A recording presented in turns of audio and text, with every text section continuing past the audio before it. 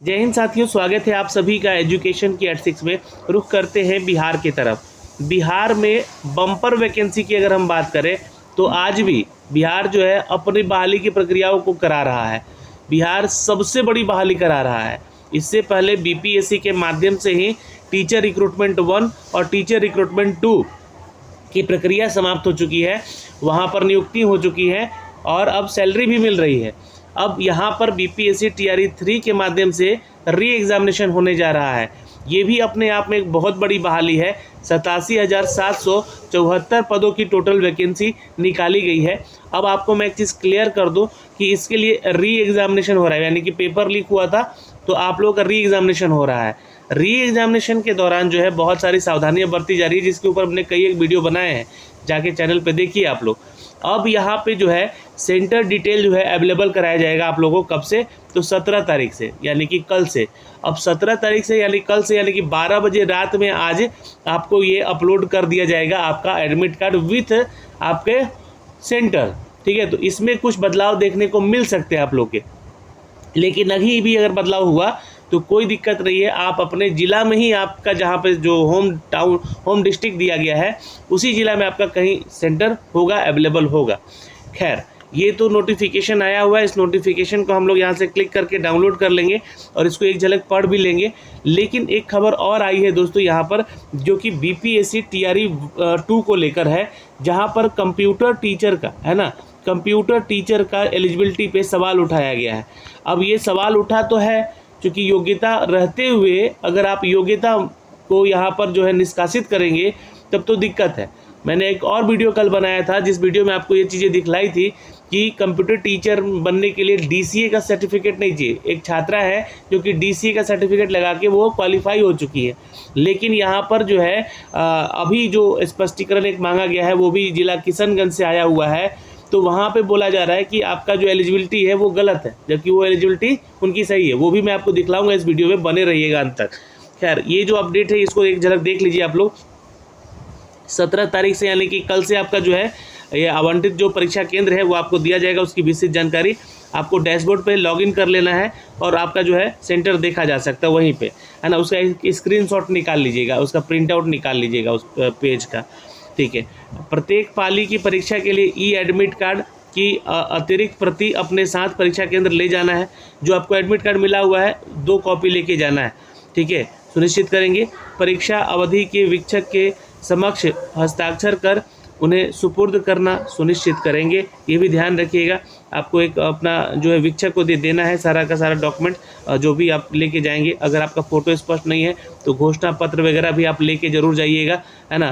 Photo स्पष्ट नहीं है या फिर आपका जो जिला कहीं अगर चेंजेज है तो उसको लेकर भी घोषणा पत्र जरूर लेके जाइएगा। किसी भी गजेटेड ऑफिसर से उसको सिग्नेचर करवा के अपना फ़ोटो जरूर उस पर लगा लीजिएगा। ये जानकारी मैंने आपको पिछले वीडियो में दी हुई है, उसको देख लीजिएगा। अभ्यर्थी को परीक्षा प्रारंभ होने के 1 घंटा पहले तक केंद्र पर पहुंचना है। प्रवेश की अनुमति दी जाएगी, अन्यथा यहाँ पर अर्थात जो है 1 घंटा पहले परीक्षा केंद्र आपका बंद कर दिया जाएगा। परीक्षा अवधि जो है समाप्ति के बाद आपको ओएमआर आंसर शीट को सील पैक करवाने के बाद ही परीक्षा केंद्र आपको छोड़ना है। तो ये थोड़ी सी जानकारी थी जो कि कल आपको अपडेट किया गया है, और इसके बारे में हमने आपको पहले भी ये चीज़ बताई थी कि ऐसा आपको करने को मिलेगा। आइए अब बात करते हैं बीपीएससी के कंप्यूटर टीचर की एलिजिबिलिटी के ऊपर हम लोग थोड़ा चर्चा कर लेते हैं। तो देखिए, कंप्यूटर टीचर बनने के लिए जो आपके पास एलिजिबिलिटी है वो कक्षा 11 से 12 तक के लिए आप कंप्यूटर साइंस के टीचर बनते हैं। उसके लिए क्या क्या योग्यता है इन सब के ऊपर हमने कल वीडियो में बात भी किया हुआ है। लेकिन इनमें से जो छात्र का यहाँ पर स्पष्टीकरण मांगा गया है वो स्पष्टीकरण मांगा गया है क्या, देखिए ये स्पष्टीकरण मांगा गया है। एक छात्रा है यहाँ पे, ब्यूटी विजेता नाम है इनका, है ना। ये अभी विद्यालय अध्यापिका है, +2 विद्यालय विशनपुर प्रखंड जो कि कोचा धामन जो कि किशनगंज का क्षेत्र है ना। और विद्यालय अध्यापक के रूप में चयन के संबंध में है। यहाँ पे जो यहाँ के जो जिला कार्यालय पदाधिकारी हैं इन्होंने क्या बोला है कि विषय अंकित करना है कि बीपीएससी की अनुशंसा के आधार पर आपका चयन कंप्यूटर टीचर 11-12 के पद पर किया गया। आपके द्वारा समर्पित शैक्षणिक और प्रशैक्षणिक प्रमाण पत्र की मिलान जांच के क्रम में यह पाया गया कि आप मगध विश्वविद्यालय बोधगया से बैचलर ऑफ टेक्नोलॉजी, यानी कि आपने जो है बीटेक किया हुआ है। कहाँ से? तो बोधगया से। बीटेक किसमें किया है? इलेक्ट्रॉनिक एंड कम्युनिकेशन में। ये ध्यान रखिएगा, इलेक्ट्रॉनिक एंड कम्युनिकेशन, है ना, यानी कि इसी में इन्होंने अपना जो है इंजीनियरिंग किया है। अच्छा, उसके बाद संकाय में स्नातक उत्तीर्ण किया है, तो ये तो डिग्री है ही यहाँ पे एलिजिबिलिटी, मैं आपको दिखलाऊंगा अभी। तथा कलिंगा यूनिवर्सिटी से post graduate diploma in computer application उत्तीर्ण किया है। पोस्ट ग्रेजुएट डिप्लोमा यानी कि इन्होंने क्या किया है, PGDCA किया हुआ है, ठीक है। अब देखिएगा तो जो विभागीय निर्देशानुसार कंप्यूटर शिक्षक के पद हेतु अहर्ता नहीं है, ये लिखा गया यहाँ पर, अहर्ता नहीं है। अब ये कैसे नहीं है, ये भाई बताइए आप लोग यहाँ पे। ये जो DPO महोदय हैं यहाँ पे, जो भी जिला कार्यक्रम पदाधिकारी, ये कैसे यहाँ पे कह दिए कि अहर्ता नहीं है? क्योंकि यहाँ पे देखिएगा तो 3 दिन का स्पष्टीकरण भी मांगा गया इनके द्वारा। तो यहाँ पे देखिएगा तो ये एक नोटिफिकेशन का ये मैंने स्क्रीनशॉट निकाला है यहाँ पे, जिसमें कि कहा गया कि किसी मान्यता प्राप्त विश्वविद्यालय से, AICTE अप्रूव्ड से मान्यता प्राप्त संस्थान से, है ना, किसी स्ट्रीम में BE या BTech उपाधि है आपका, ठीक है। और तथा यहाँ पे लिखा गया है कंप्यूटर में पोस्ट ग्रेजुएट डिप्लोमा है। तो ये पोस्ट ग्रेजुएट डिप्लोमा जो है PGDCA है हमारा, किसी भी स्ट्रीम में BTech है तो हमारा जो है यहाँ पे इन छात्र का जो है BTech जो है जो किस में है, तो इलेक्ट्रॉनिक कम्युनिकेशन में है, तो ये तो एलिजिबल हो ही गई ना इस एलिजिबिलिटी के चलते। अब यहाँ पे हो सकता है कि इनका, देखिए डॉक्यूमेंट तो हम लोगों ने जांचा नहीं है और उसके आधार पे हम लोग इसको गलत कह भी नहीं सकते क्यों आखिर इनको कहा गया।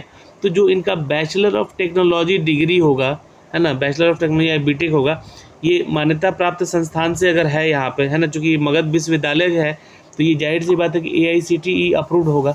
अगर ये कहीं ना कहीं इनके डॉक्यूमेंट्स में गलती है तो इसके चलते इनको बाहर किया गया होगा। लेकिन अगर एलिजिबिलिटी की बात करेंगे, है ना, एलिजिबिलिटी यानी कि हम बात करेंगे योग्यताओं की, तो ये योग्यता ये पूरी रखती हैं, इनका कोई दिक्कत नहीं है। हाँ, अगर ये डॉक्यूमेंट्स कहीं ना कहीं कुछ गड़बड़ लगा के एंट्री की हैं तो इनका जो है डॉक्यूमेंट्स में इनको बाहर किया जा सकता है, तो ये स्पष्टीकरण मांगे तो कोई दिक्कत नहीं है। लेकिन अगर इनका डॉक्यूमेंट्स सही है, सही इन द सेंस कि सब कुछ फेक नहीं है डॉक्यूमेंट, तो ये सही है। अगर ये फेक डॉक्यूमेंट लगा के गई हैं तो स्पष्टीकरण मांगना यहाँ पे गलत नहीं है, ठीक है। लेकिन यह अहर्ता की ही बात कही गई है, यानी कि एलिजिबिलिटी के ऊपर सवाल उठा है, तो एलिजिबिलिटी तो ये फुलफिल करती है। इसको लेकर इनको जो है 3 दिन का जो बोला गया है कि आप अंदर अपना सुनिश्चित करेंगे कि निर्धारित अहर्ता धारण नहीं करने की स्थिति में क्यों नहीं आपकी सेवा समाप्त कर दी जाए। तो आपको करना क्या है कि आपको जो है ये PDF लेके जाना है, जो कि नोटिफिकेशन आपका जो BPSC दिया हुआ है आपके, और इसका जो STET जो दिया हुआ है आपका नोटिफिकेशन, दोनों को ले जाइएगा। उसमें बोलिएगा कि आपको जो है इस आधार पे, है ना, इस आधार पे जो है आपका क्वालिफिकेशन बिल्कुल फुलफिल करते हैं, है ना, किसी भी स्ट्रीम में हमारा BE BTech है बिल्कुल, तथा कंप्यूटर में पोस्ट ग्रेजुएट डिप्लोमा भी है, तो इस आधार पे हम यहाँ पे क्वालिफाई करते हैं, तो आपका जॉब बच सकता है। आपको बस स्पष्टीकरण देना है वहाँ पे DO को, जो भी जिला कार्यक्रम पदाधिकारी हैं किशनगंज के। तो ये एक जानकारी है दोस्तों यहाँ पे।